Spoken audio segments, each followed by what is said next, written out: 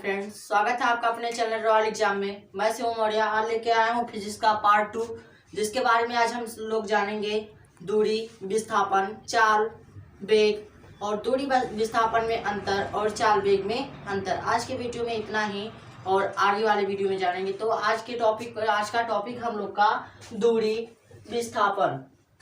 तो पहले हम दूरी देख लेते हैं। तो दूरी वह होता है किसी वस्तु द्वारा एकांक समय में तय की गई लंबाई को हम दूरी कहते हैं। ठीक है, किसी गतिमान वस्तु द्वारा एकांक समय में तय की गई लंबाई को दूरी कहते हैं। राशि या अदिश राशि होता है, यह अदिश राशि होता है और मात्रक इसका जो होता है ये मीटर होता है और इसे हम कैपिटल एस से प्रदर्शित करते हैं। हालांकि इसका एक फार्मूला भी होता है S = UT + ½ AT स्क्वायर।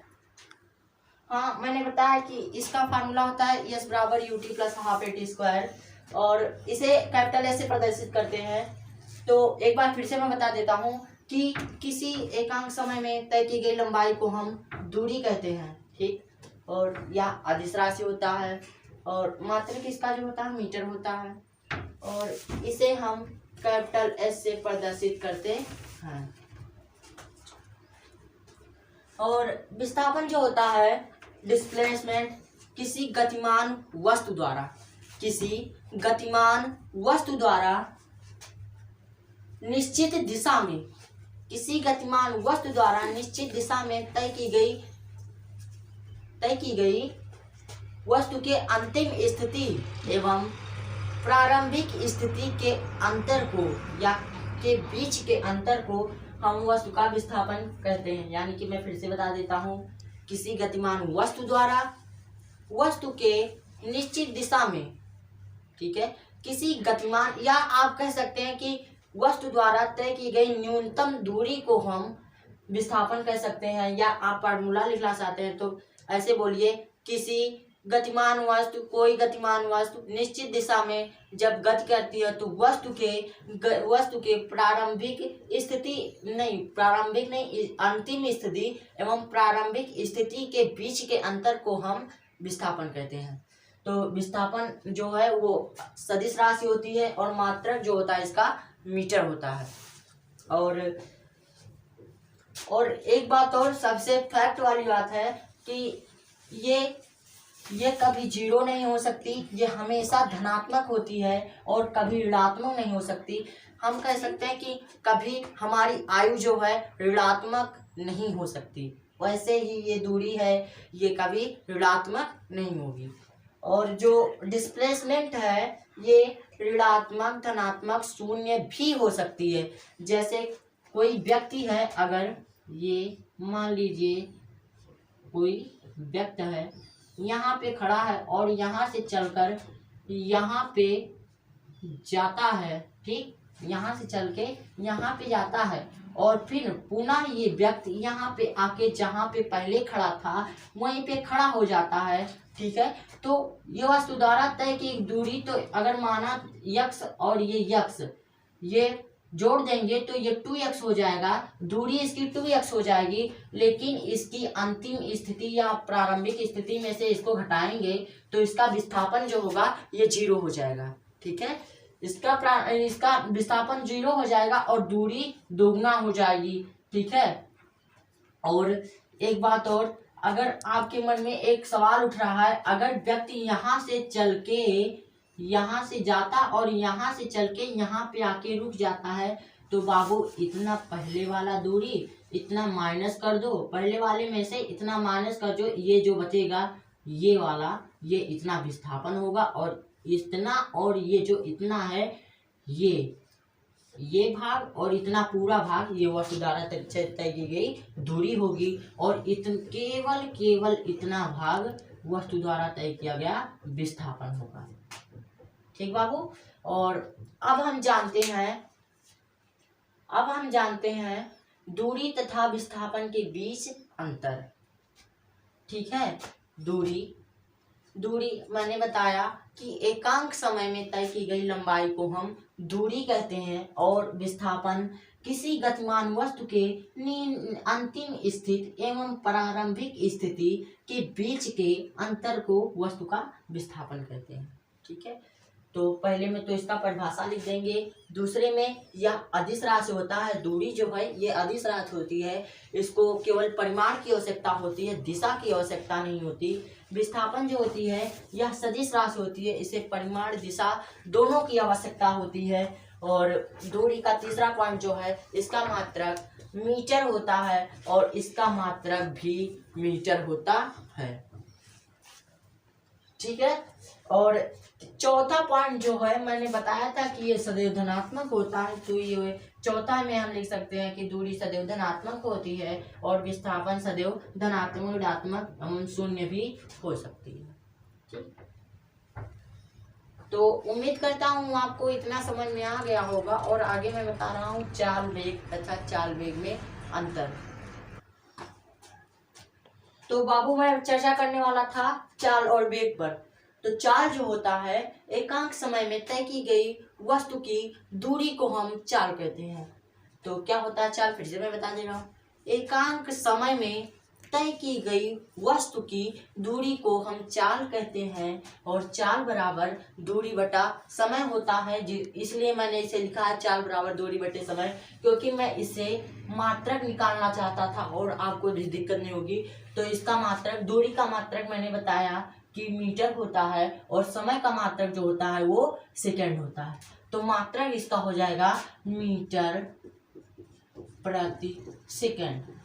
ठीक, और राशि जो होता है बाबू ये अदिश राशि होता है, इसमें केवल परिमाण की आवश्यकता होती है, ना कि दिशा की। इसमें केवल परिमाण की आवश्यकता होती है। ठीक है, और इसे हम v से प्रदर्शित करते हैं। ठीक है, v बैन वाला v। ठीक है, इसे हम v से प्रदर्शित करते हैं। ठीक है, और अब काफी इतना चाल फिर से मैं बता दे रहा हूँ। एकांक समय में तय की गई वस्तु की दूरी को हम चाल कहते हैं। चाल बराबर मीटर पर सेकेंड, यह अदिश राशि होता है और इसको हम v से प्रदर्शित करते हैं। यह सदैव धनात्मक एवं शून्य हो सकती है। चाल धनात्मक और शून्य हो सकती है। ठीक है बाबू, और वेग जो होता है एकांक समय में निश्चित दिशा में। ठीक है, ये सदिश राशि होता है, इसलिए मैं ये वर्ड यूज कर रहा हूँ। तो देखिए, एकांक समय में निश्चित दिशा में वस्तु द्वारा तय की गई विस्थापन को हम वेग कहते हैं। ठीक है, कितना सिंपल प्रोसेस है। मैं ऐसे इसे लिख सकता हूँ। अगर कह दूँ मैं यहाँ पे 1 कर दो, यहाँ पर 1 कर दो, तो लिखो एकांक समय में। ठीक है, एकांक समय में तय की गई विस्थापन को वेग कहते हैं। ठीक, कितना सरल है। एकांक समय में तय की गई दूरी को चाल कहते हैं। परिभाषा से वो बन गया, क्या बन गया, मतलब फार्मूले से परिभाषा बन गया। ठीक है, तो देखिए एकांक समय में तय की गई विस्थापन को वेग कहते हैं। इसका मात्रक मीटर पर सेकेंड। यह एक सदिश राशि होता है। ठीक बाबू, यह एक सदिश राशि होता है और इसका एसआई मात्रक भी मीटर पर सेकेंड होता है। ठीक है, अब हम जानेंगे बाबू चाल वेग में अंतर। और चाल वेग में अंतर के पहले मैं बता दे रहा हूँ कि वेग जो होता है बाबू ये धनात्मक, ऋणात्मक, शून्य भी हो सकता है। ठीक है, इसमें क्योंकि अगर आपके मन में होगा कि क्यों वेग जीरो या निगेटिव हो सकता है, ये क्योंकि ये ऐसा हो सकता है यदि विस्थापन जो है हमारा धनात्मक होगा तो वेग भी धनात्मक होगा। अगर विस्थापन मेरा 0 है तो वेग 0 होगा। अगर ठीक है विस्थापन ऋणात्मक होगा तो वेग भी ऋणात्मक होगा। और दूरी में बता दूं, मतलब चाल बता दूं, तो दूरी हमेशा सदैव धनात्मक होती है, तो इसलिए चाल भी धनात्मक होगी। अगर दूरी 0 होगी मतलब शून्य होगी तो चाल भी शून्य होगी। यानी कि मैं ये कह सकता हूँ कि सही भाषा में ये वेग जो होता है ये विस्थापन पर निर्भर होता है और चाल जो होता है ये दूरी पर निर्भर होता है। ठीक है, और अब जानेंगे हम लोग चाल वेग में अंतर बाबू। तो चाल वेग में अंतर होता है, ये देख ले। पहला होता है एकांक समय में तय की गई वस्तु की दूरी को हम चाल कहते हैं। ठीक है, पहला परिभाषा लिख देते हैं, उसके बाद वेग भी लिख दें। एकांक समय में तय की गई वस्तु की विस्थापन को हम वेग कहते हैं। ठीक है वो। और दूसरा जो होता है, इसका मात्रक मीटर पर सेकेंड होता है और इसका मात्रक भी मीटर पर सेकेंड होता है। और तीसरा जो होता है, यह सदिश राशि होता है, यह अदिश राशि होता है। और चौथा जो होता है, ये चाल बराबर दूरी बटे समय होता है और वेग बराबर विस्थापन बटे समय होता है। और पांचवा जो होता है, चाल धनात्मक शून्य भी हो सकता है, चाल धनात्मक तथा शून्य भी हो सकता है, और वेग धनात्मक ऋणात्मक शून्य भी हो सकता है, ये भी मैंने बता दिया। ठीक है, तो इतना आज हम जान गए। मुझे लगता है कि आप सबको बढ़िया से एकदम समझ में आ गया होगा। ठीक है, आशा करता हूँ बढ़िया से होंगे, जहाँ होंगे ठीक ठाक होंगे। बढ़िया से रहिएगा, बढ़िया से पढ़ाई कीजिए, क्योंकि आजकल ज़माने में इतना मतलब विश्व में इतना कंपटीशन है कि हम सोच नहीं सकते। ठीक है, तो जहाँ होंगे बढ़िया से होंगे, ऐसा आशा करता हूँ मैं। और पढ़ते रहिएगा। और मैं आगे की वीडियो में लाने वाला हूँ, मुझे जो पहले कर देना चाहिए था मैं नहीं कर पाया, क्योंकि मेरी स्थिति थोड़ी सी खराब थी।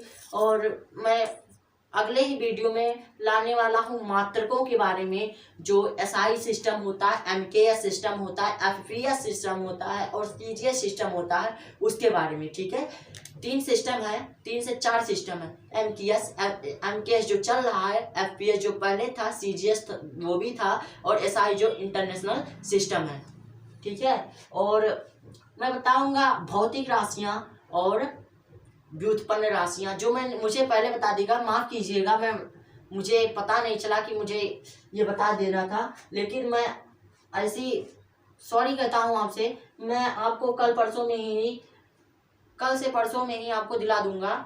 और वो बहुत ही इम्पोर्टेंट, मतलब आप कोई कम्पिटिटिव एग्जाम दे रहे हैं तो वो बहुत ज़रूरी है। ठीक है, फिजिक्स से अगर कोई कम्पिटिटिव एग्जाम आप दे रहे हैं तो बहुत ज़रूरी टॉपिक है। ठीक है, तो मैं उसे आगे वाले वीडियो में लाऊंगा। थैंक यू, धन्यवाद। लाइक कीजिएगा, सब्सक्राइब कीजिए, शेयर किया जाए, क्योंकि आपके सहारे ही मैं हूँ यहाँ पे। थैंक यू, धन्यवाद, जय हिंद।